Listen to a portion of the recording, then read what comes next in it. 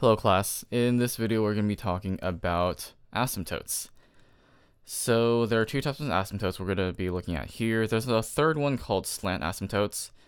I won't really talk about that here. But yeah, so vertical asymptotes, horizontal asymptotes. Let's talk about what they are. So vertical asymptote refers to the line or lines that describe what makes a function undefined. And horizontal asymptotes refer to line or lines that describe what value a function converges to. So, as we have been doing with all these, the question is, how do we find them? So, let's analyze their definitions. So, line where the function is that tells us where the function is undefined. So, here are the things that will constitute undefined. Dividing by 0 is undefined, since it doesn't actually make sense to divide anything by nothing into pieces of nothing. And a logarithm, you have to have the inside being more than 0, so if it's less than or equal to 0, then that thing's undefined. And if you have an even root, so square root, fourth root, sixth root, any of that, if the inside is less than 0, then you can't have that, at least not in the real numbers. So, essentially, if you set any of these conditions with a function, for instance, if you had, let's just say 3x plus 1 over x minus 2, if it's dividing by 0, so that means if x minus 2 equals 0, then x equals 2 would be a vertical asymptote. Alright, horizontal asymptotes. What do they refer to? Where the function converges to. So that essentially means the y values are going to approach a certain value. So if you look at the graph, essentially what's going to happen is you get something that goes like this, and then at some point it just stabilizes like that. So that's what converge means. So the question is, what does that look like? So there are these rules for rational functions that you've probably seen or heard before. And so I'll give a bit of the logic as to why they work here, and then later on in another video I'll give more details as to exactly what happens. So let's say we have a rational function, so that just means the whole function itself is a fraction. And we have numerator and denominator, and they are each polynomials. So the degree of the numerator is less than the degree of the denominator, then the asymptote is 0. If the degree of the numerator is greater than the degree of the denominator, then there is no asymptote, or at least horizontal. If their degrees are equal, then the horizontal asymptote is just the ratio of leading coefficients. So here's a little brief reason as to why that works. So degree actually just tells us about growth rate. So if we see that n and d of x, so numerator and denominator, they're growing at the same rate, then that means as we get toward infinities, which is what a horizontal asymptotes tell us. So what happens when the function when x increases or decreases? If they're growing at the same rate, then essentially the only things that matter are the things in the front. For instance, over here, with the same example, the numerator and denominator are both degree 1, so they're going to be growing at around the same rate. So essentially all that's going to matter in the end is just 3x over x.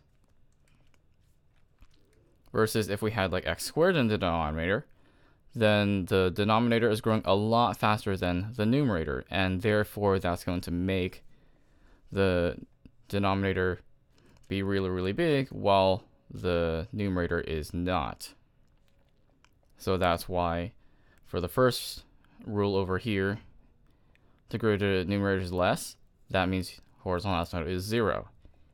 And then when it's opposite, so let's just say we had the squared up here instead, then the numerator is growing a lot faster than the denominator, and then you're just going to get values that get bigger and bigger and bigger rather than converging to any specific thing.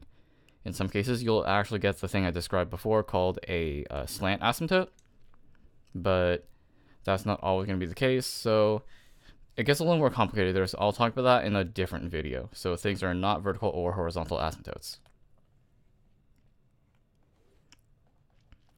Alright, so let's start practicing with this.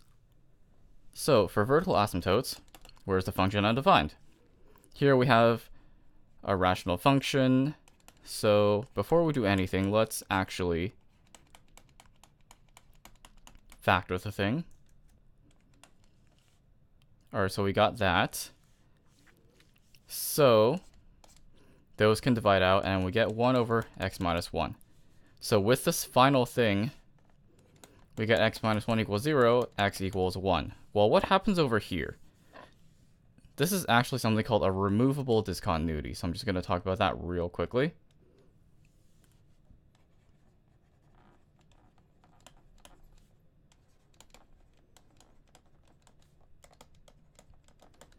So that's just a point at which you would have had an asymptote, but because of the way that the function works, that thing got divided out somehow. So it would have been a discontinuity that got removed in that sense. So what happens instead is we have x equals negative 1 is still undefined, but it's not an asymptote.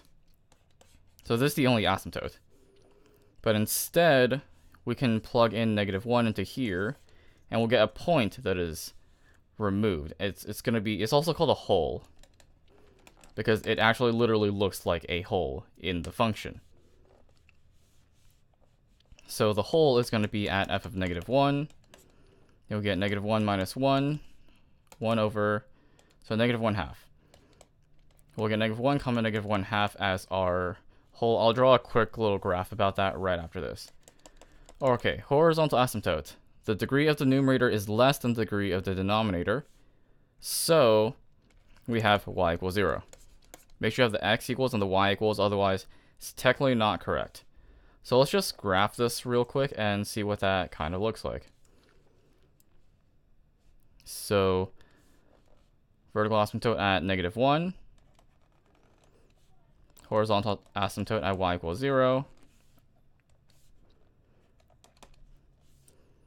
And we have a hole at negative 1 comma negative 1 half. So negative 1, negative 1 half. Oh, whoops. Horizontal asymptote is at positive 1, not negative 1. Let me change that. But anyway, we still need that negative 1 point. So it's going to be, so it's called a hole because it looks like this. Alright, so long story short, it's going to look something like this. But yeah, so you see that little hole there, removable discontinuity, that's what it looks like. Alright, let's move on to something else.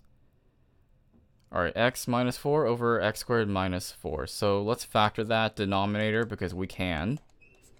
So we should get x plus 2 times x minus 2. And we can't divide anything out. We can't simplify any further, so that's it. Vertical asymptotes. That's when the denominator equals 0. So x plus 2 times x minus 2 equals 0. That means either of those is 0. So x equals 2 or negative 2 is going to make this work. Horizontal asymptote. Degree of the denominator is more than the numerator, so we just get y equals 0. Alright, and then let's look at this. Tangent. This actually is a rational function. It is sine of x over cosine of x. Vertical asymptote, let's see where the denominator equals 0. What makes cosine equal 0? Well, those are going to be angles such as pi over 2, 3 pi over 2, 5 pi over 2, and also the negative versions of those. So negative pi over 2 works, negative 3 pi over 2 works, etc. So how can we actually write that in a way where we can actually see that pattern in symbols? Well, if you just take pi over 2, and what's the distance between any of those? They're all pi apart. So if we add some number times pi, and that number is an integer, then we will get the vertical asymptotes of the function. Okay, so let's think about the graph for tangent real fast. Looks like this.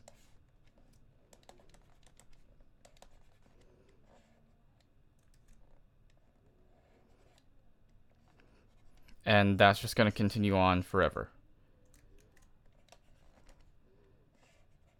So it's never actually going to converge to anything, but it just has that sort of behavior over and over and over periodically. So in this case, you can say the horizontal asymptote is, well, we have none. And the reason is because of the shape of the graph. Alright, so that is the end of this video. Hopefully it was helpful, and see you in the next video.